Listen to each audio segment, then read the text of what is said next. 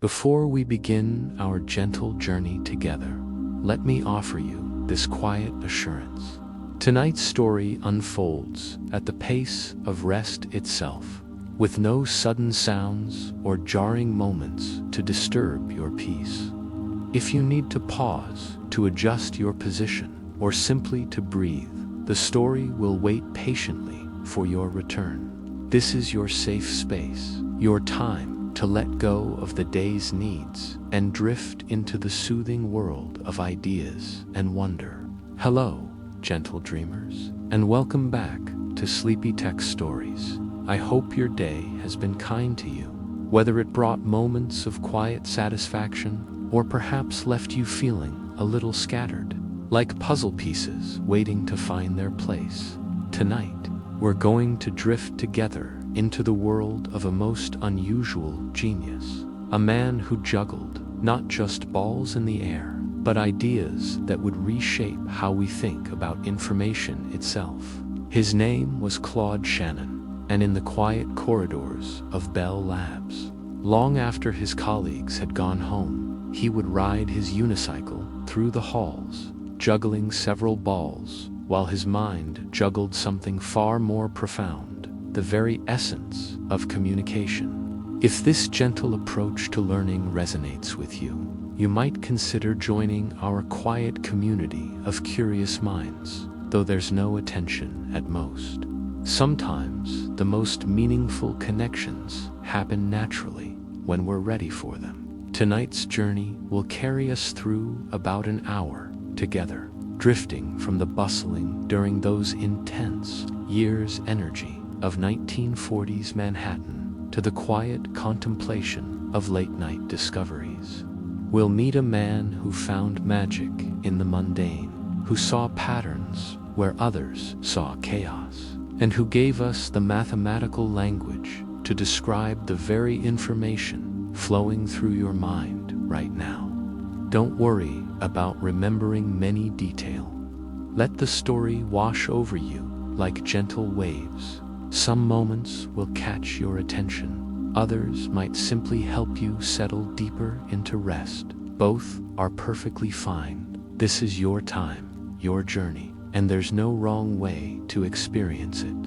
Let's begin in the quiet hours at Bell Labs, when the towering building on Manhattan's Hudson Edge has settled into evening stillness. The chemical labs have grown quiet, the vast production rooms have emptied, and in this warren of testing spaces, filled with phones and cables and switches and countless essential parts, something magical is about to happen. Down a corridor comes an unusual sound, the soft whir of a unicycle wheel, accompanied by the gentle rhythm of juggling balls, catching and releasing, catching and releasing. This is Claude Shannon, thin and focused, riding through the halls with several balls dancing in the air above him. To his colleagues, this has become the signature image of genius at play.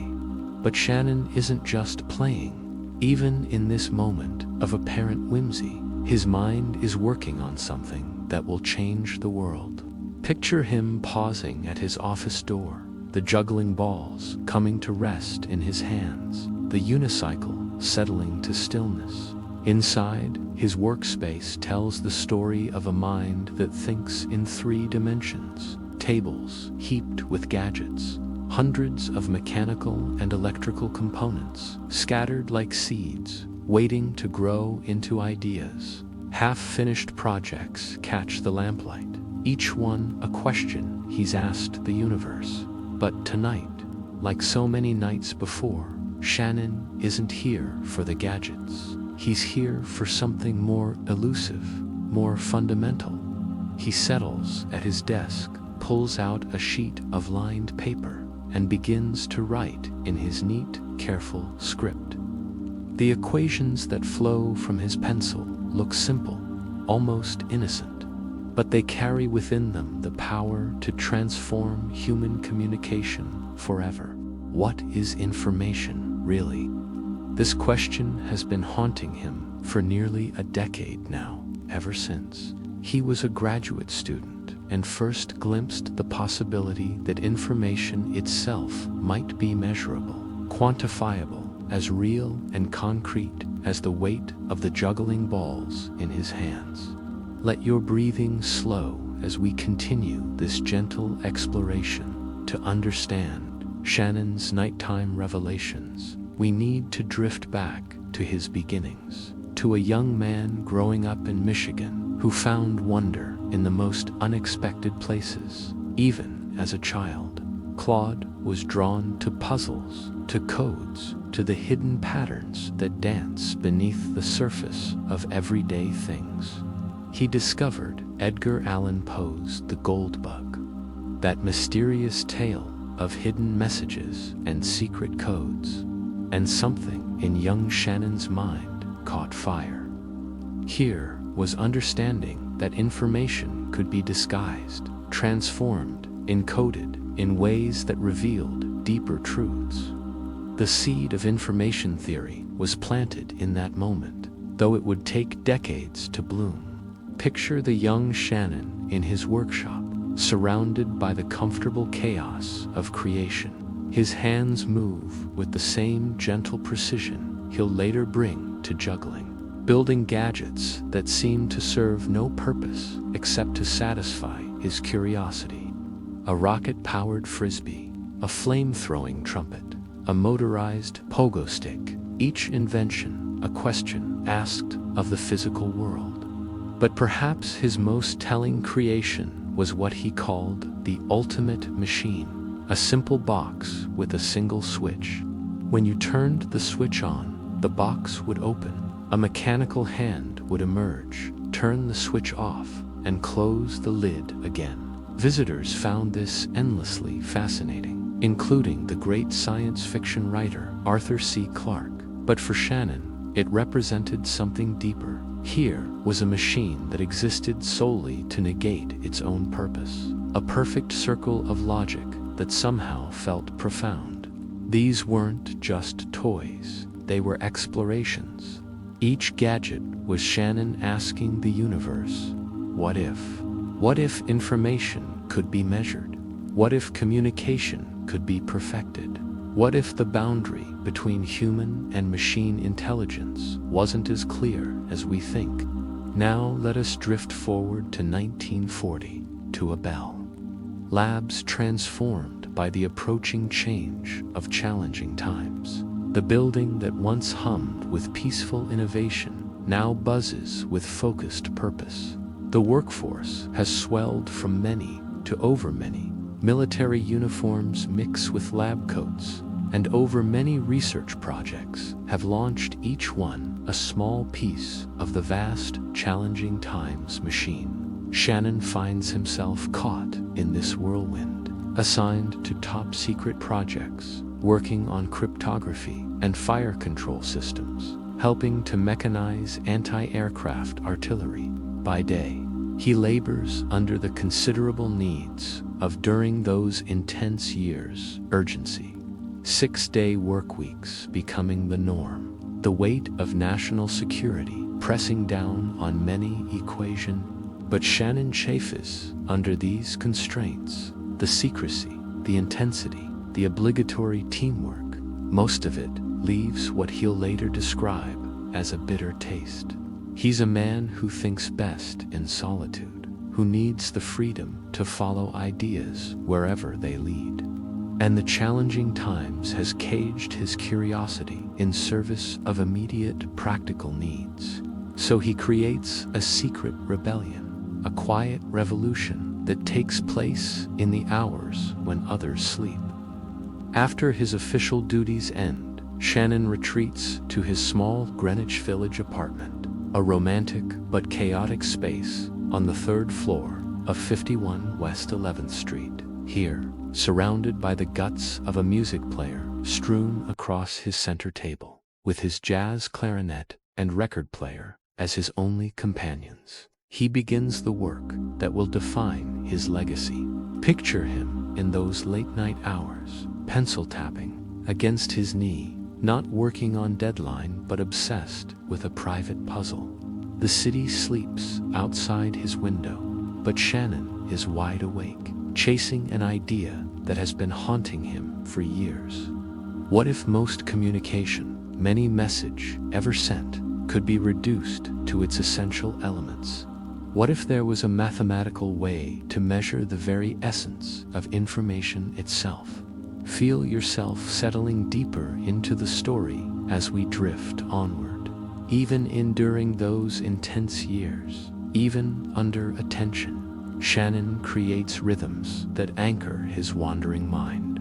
Each day at Bell Labs, he makes his way to the modest cafeteria, where steam rises from teacups and great minds gather for quiet conversation. It's here that he meets daily with Alan Turing, the brilliant British mathematician who has come to Bell Labs on a secret mission. There's nothing cloak-and-dagger about these meetings. Just two men sharing tea and ideas in the most public place they can find. Turing envies Shannon's role as what he calls an academic, philosophical engineer, someone free to pursue pure research. Shannon, in turn, recognizes in Turing a kindred spirit, another mind that sees patterns where others see chaos. "I think Turing had a great mind," Shannon will say years later, "a very great mind. But in these quiet moments over tea, they're just two curious souls exploring the boundaries between human and machine intelligence, between information and meaning, between the possible and the impossible." After work, Shannon transforms. The pressures of the day fall away as he rides the A train to Harlem, where jazz clubs pulse with life and the Apollo. Theater showcases the finest performers of the age. He dances the jitterbug, loses himself in Dixieland rhythms, plays his clarinet with the passion of someone who understands that music, like information, follows mathematical laws that somehow transcend their own logic. On weekends, you might find him playing chess in Washington Square Park, his mind engaged in the ancient dance of strategy and probability, or perhaps on the tennis courts along the Hudson River, where he once famously tripped over the net, his physical coordination rarely quite matching the elegance of his mental gymnastics. But it's in his apartment that the real magic happens.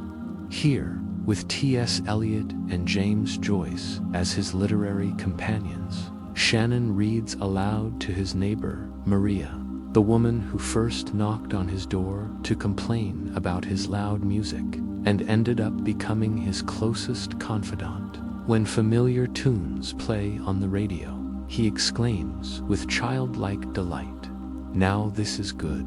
His enthusiasm for beauty, whether in music or mathematics, remains wonderfully unguarded. Some ideas arrive like lightning, sudden and brilliant and impossible to ignore. But Shannon's greatest insight came more like the changing of seasons, slowly, gradually, through many years of patient cultivation. The idea first took root in 1939, when he was finishing graduate school and glimpsed the possibility that Boolean algebra, the mathematics of logic, might apply to the switching circuits that were becoming the nervous system of modern communication. But the full flowering of information theory required something more, a leap of imagination that would take nearly a decade to complete. Picture Shannon in those years, working by day on practical problems, but often returning in the quiet hours to his private obsession. Napkins decorated with equations, neat script-filling lined paper, ideas crossed out and refined and crossed out again. He describes his thinking process as visual rather than symbolic. "I try to get a feeling of what's going on," he explains. "Equations come later." This is a man who sees solutions before he can explain why they're correct, who leaps to central insights and leaves the details to be filled in later. It's a method that frustrates colleagues who can't follow his rapid mental leaps. But it's also the source of his greatest breakthroughs. The work isn't linear. Ideas come when they come. Sometimes Shannon will go quiet for days, very, very quiet, as Maria observes, working with an intensity that seems to consume him entirely. Then suddenly, he'll look up and ask, "Why are you so quiet?" As if he's just returned from a journey to another world.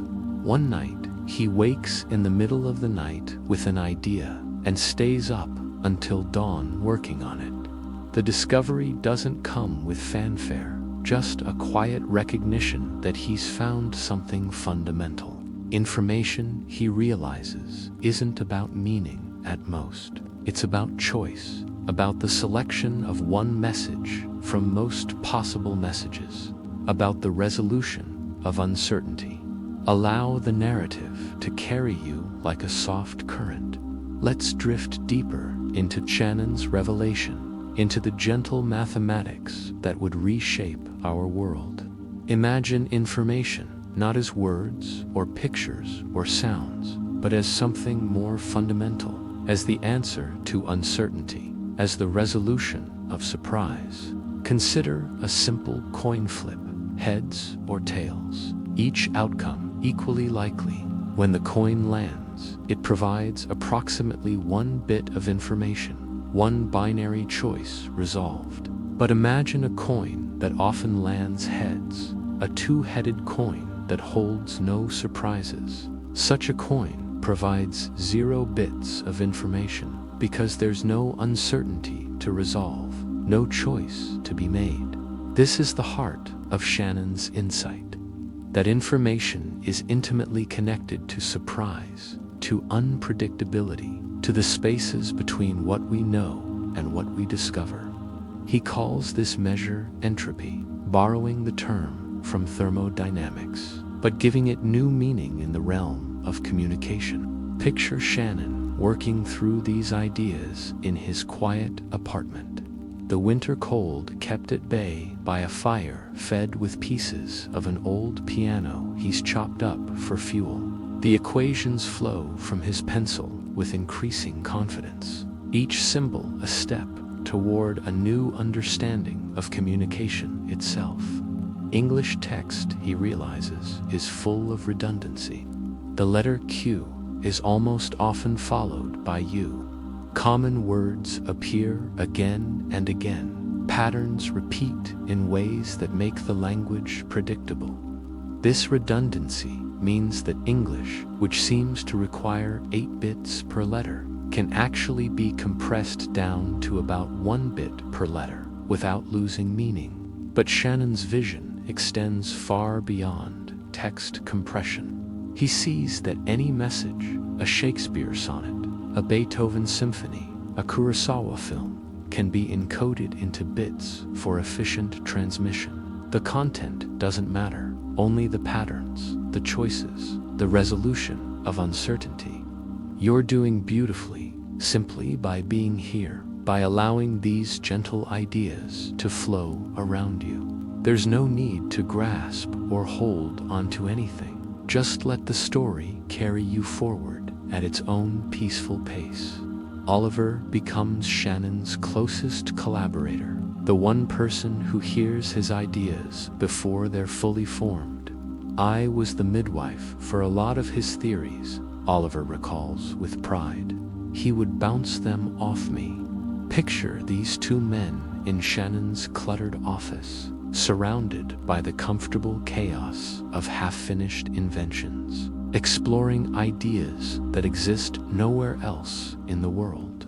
But Shannon remains fundamentally solitary, a man who keeps his office door closed and prefers minimal professional associations. You would knock on the door and he would talk to you, a colleague remembers, but otherwise, he kept to himself.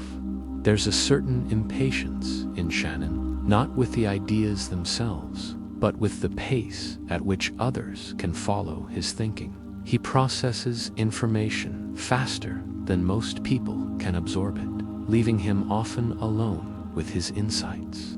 This solitude isn't loneliness, it's the natural habitat of a mind that thinks in multiple dimensions simultaneously. Shannon works on 3 different ideas at once, finding it more productive than sticking to one problem. He deliberately avoids over-systematization, preferring to let his curiosity wander across the boundaries between mathematics and engineering, between theory and practice, between the possible and the impossible. When he encounters a problem, Shannon doesn't approach it directly. Instead, he simplifies it radically, stripping away everything non-essential until only the core remains. Very often, if you can solve this simple problem, he explains, you can add refinements to the solution until you get back to the one you started with. It's a method that seems almost magical to observers, but for Shannon, it's simply how his mind naturally works. Rest in the rhythm of discovery as we journey together. By 1948, Shannon's 8-year journey is nearing its end.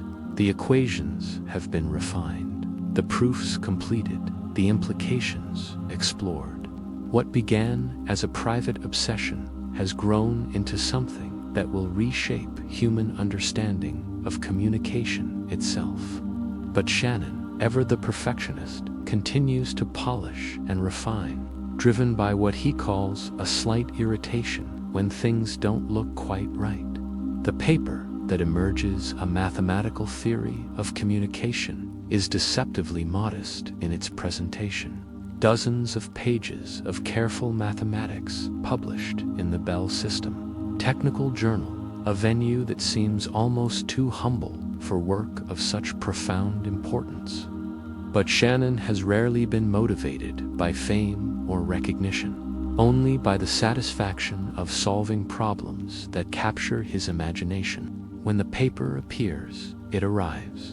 In the words of one colleague, like a revelation. Here is the Magna Carta of the information age, the blueprint for the digital era, presented with the quiet confidence of a man who has spent many years ensuring that many detail is correct. The transformative concepts flow through the paper like a gentle river that somehow moves mountains. Information becomes measurable, quantifiable, as real and concrete as energy or mass. Communication channels have capacity limits that can be calculated with mathematical precision. Error correction becomes not just possible, but inevitable, a natural consequence of adding the right kind of redundancy to messages. But perhaps most remarkably, Shannon shows that reliable communication is often possible, as long as the rate of information doesn't exceed the channel's capacity. It's a sign that seems almost too good to be true. A mathematical understanding that perfect communication is not just a dream, but an achievable reality. Picture Shannon, nervous and excited, preparing to present his work at the Institute for Advanced Study. He's rehearsed his presentation carefully, but nothing can prepare him for what happens next. Midway through his talk, the door opens, and Albert Einstein himself enters the room. Shannon's concentration wavers, his carefully prepared words stumbling as he tries to process the presence of the century's greatest physicist. Einstein takes a seat, listens for a moment, then leans over to whisper something to another scientist. Shannon's mind races. What could Einstein be thinking? What profound insight or devastating criticism is being shared in that whispered exchange? The presentation continues, but Shannon's attention is divided, part of his mind still wondering what the great man might have said. After the talk, Shannon can't contain his curiosity. He rushes over to the scientist who received Einstein's whispered comment, desperate to know what judgment has been passed on his life's work. The answer, when it comes, is both deflating and delightful. He asked where the tea was, the scientist explains. Shannon bursts into laughter, the tension of the moment dissolving into pure joy. Here he was, worried about the opinion of the world's greatest physicist, and Einstein was simply looking for refreshment. It's a moment that captures something essential about Shannon's character, his ability to find humor in his own seriousness, his recognition that even the most profound work takes place in a world of very human needs and concerns. Let these ideas wash over you like gentle waves. But Shannon watches this explosion of interest with mixed feelings. At the height of the information theory boom, he publishes a remarkable 4-paragraph article with a provocative title, The Bandwagon. In it, he urges researchers to abandon the information theory bandwagon and focus on serious work instead of superficial applications. It's a stunning act of intellectual humility, a genius telling the world to stop paying so much attention to his ideas until they truly understand them. Shannon has rarely been motivated by winning prizes, despite accumulating a couple dozen of them over his career. He's driven by curiosity, not by recognition, by the joy of discovery rather than the rewards of fame. This indifference to status becomes one of Shannon's most endearing qualities. He continues to pursue interests without much regard for final value or value to the world, spending lots of time on mostly useless things, simply because they capture his imagination. His workshop remains a paradise of scattered machine parts and half-finished projects, each one a question he's asked the universe. When asked about his approach to research, Shannon describes it in terms that reveal his deep understanding of the creative process. Genius, he suggests, is a slight irritation when things don't look quite right, a constructive dissatisfaction that refuses to accept easy answers. Great minds, he believes, are usefully irritated, driven by questions that won't let them rest. Now we drift into the softer half of our journey, where the hard edges of mathematics give way to the gentler rhythms of a life well lived. Picture Shannon in his later years, still juggling, still riding his unicycle through corridors, but now recognized as one of the founding fathers of the digital age. The juggling, which once seemed like mere whimsy, reveals itself as something deeper. Shannon develops a mathematical theory of juggling, complete with the formula BH equals D plus F, D plus E. Though he admits with characteristic humor that this theoretical understanding doesn't help him juggle more than several balls, it's a perfect metaphor for his approach to life, finding profound patterns in playful activities, discovering mathematics in the most unexpected places. He builds juggling machines, mechanical marvels that can perform tricks with mathematical precision. One of his favorites is a mannequin modeled after comedian W.C. Fields, a creation that delights visitors with its ability to juggle while maintaining Fields' characteristic expression of bemused skepticism. I love building machines, Shannon explains, but it's hard keeping them in repair. These inventions aren't just clever gadgets. They're explorations of the boundary between human and machine capability. Each mechanical juggler is Shannon asking, what makes human skill special? Can machines truly replicate the fluid grace of human movement? Where does calculation end and intuition begin? The questions that drive Shannon's later work are gentler than his early mathematical theorems, but no less profound. He explores machine learning with his electronic mouse, Theseus, which learns to navigate mazes through trial and error. He co-organizes the 1956 Dartmouth workshop that gives birth to artificial intelligence as a formal field of study. He writes papers on chess-playing computers, often with an eye toward understanding what makes intelligence, whether human or machine, truly intelligent. Breathe softly as we explore these quiet revelations. As the digital revolution unfolds around him, Shannon watches with the quiet satisfaction of a gardener whose seeds have grown into a forest. The principles he discovered in his late-night sessions at Bell Labs now power many aspects of modern communication.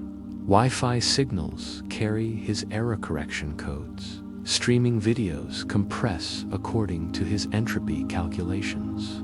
Artificial intelligence systems process information using the mathematical frameworks he pioneered.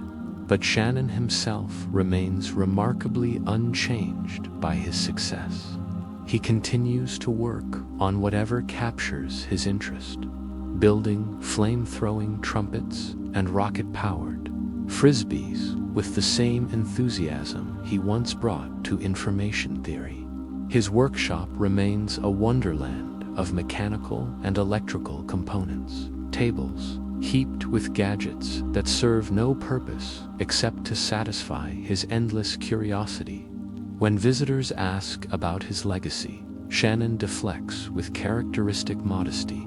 He's more interested in the next puzzle than in celebrating past achievements.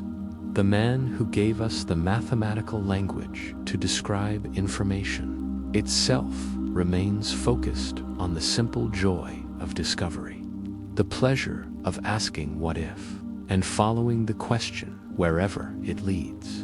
In quiet moments, perhaps while riding his unicycle through empty corridors or juggling balls in the evening light, Shannon embodies something essential about the nature of genius. It's not about being the smartest person in the room. It's about maintaining the curiosity of a child combined with the persistence of a scholar. It's about finding wonder in the mundane and profound patterns in playful activities. As we drift into the softer part of our journey together, know that you're approximately where you need to be, whether you're following many detail or simply resting in the rhythm of the words. Both are perfect. Let yourself sink deeper into comfort as we continue. Let your mind drift now to the world Shannon helped create, a world where information flows like water, where messages travel at the speed of light, where the boundary between human and machine intelligence grows ever more fluid. Many times you stream a video, send a text, or ask an AI assistant a question. You're participating in the digital symphony that Shannon first heard in his imagination. The bits that flow through our devices carry within them the mathematical elegance of Shannon's insights. Each error-corrected transmission, each compressed file, each encrypted message bears the invisible signature of those late-night sessions in Greenwich Village. When a young man with a pencil and paper dared to ask what information really is, picture the gentle cascade of data that surrounds us now. Invisible rivers of bits flowing through fiber optic cables, bouncing off satellites, dancing through the air as radio waves, most of it governed by the principles Shannon discovered, most of it made possible by his recognition that information, like energy, follows mathematical laws that can be understood and harnessed. The artificial intelligence systems that now assist us in countless ways, from predicting weather to recommending music. Most trace their lineage back to Shannon's early explorations of machine intelligence. His electronic mouse, Theseus, learning to navigate mazes in the 1950s, was the ancestor of many learning algorithm that now helps us navigate our complex digital world. Even the name Claude lives on in modern AI, a tribute to Shannon's curiosity-driven approach and his foundational role in making intelligent machines possible. It's a fitting memorial to a man who saw no fundamental difference between human and machine thinking, who believed that intelligence, whether biological or artificial, follows patterns that can be understood and replicated.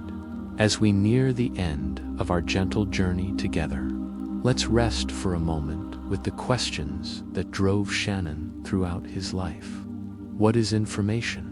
How do we measure surprise? Where does meaning come from? These aren't just technical problems. They're fundamental mysteries about the nature of communication, consciousness, and connection. Shannon's genius lay not in providing final answers, but in asking better questions. He showed us that information isn't about meaning, it's about choice. That communication isn't about understanding, it's about the faithful transmission of selected messages. That intelligence, whether human or machine, might be more similar than we imagine. But perhaps his greatest gift was showing us that the most profound discoveries often come from the most playful investigations.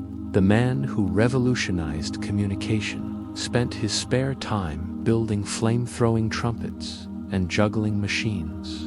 The mathematician who gave us information theory found equal joy in jazz, clarinet, and unicycle riding. There's a lesson here for most of us, a gentle reminder that curiosity is its own reward, that the questions we ask matter more than the recognition we receive, that the most important work often happens in the quiet hours when the world isn't watching. Shannon's workshop, with its scattered components and half-finished projects, becomes a metaphor for the creative mind itself. Not everything needs to be completed. Not many idea needs to change the world. Sometimes it's enough to ask what if, and follow the question with the patience of someone who knows that the best discoveries can't be rushed. In these final moments together, let's picture Shannon as he was in his later years, still curious, still building, still finding wonder in the intersection of mathematics and play.